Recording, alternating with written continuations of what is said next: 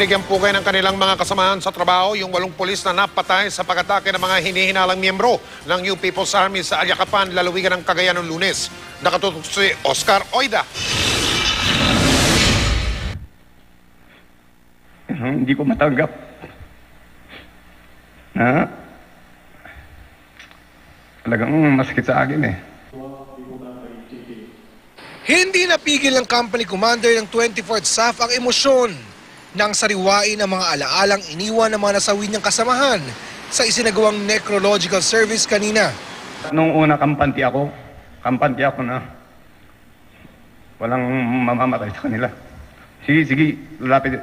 So yun, nangyari.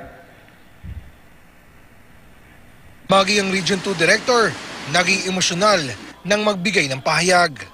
Sa buong karera daw niya, ngayon lang siya nalagasan ng tauhan. Let their fall be an inspiration to all warriors of Region 2. So to you, I have my snappy salute. At bilang pagbibigay pugay sa ipinamalas sa kabayanihan ng mga nasawi na inatake umano ng mga hinihinalang miyembro ng New People's Army, ginawaran sila ng medalya ng kagalingan. The Medalya ng Kagalingan, PNP Merit Medal, is hereby posthumously awarded to. Ang 7 sugatan naman, isa-isa ring ginawaran ng medalya. I'm very happy na sinabi ng boss nila na they will not take it seriously. Hindi nila palalampasin yung pagkakataon and para makamit natin ang justice para sa kanila. And I salute them. Nangako ang pamunuan ng PNP Region 2 na hindi sila titigil hanggat hindi nakakamtan ang hustisya.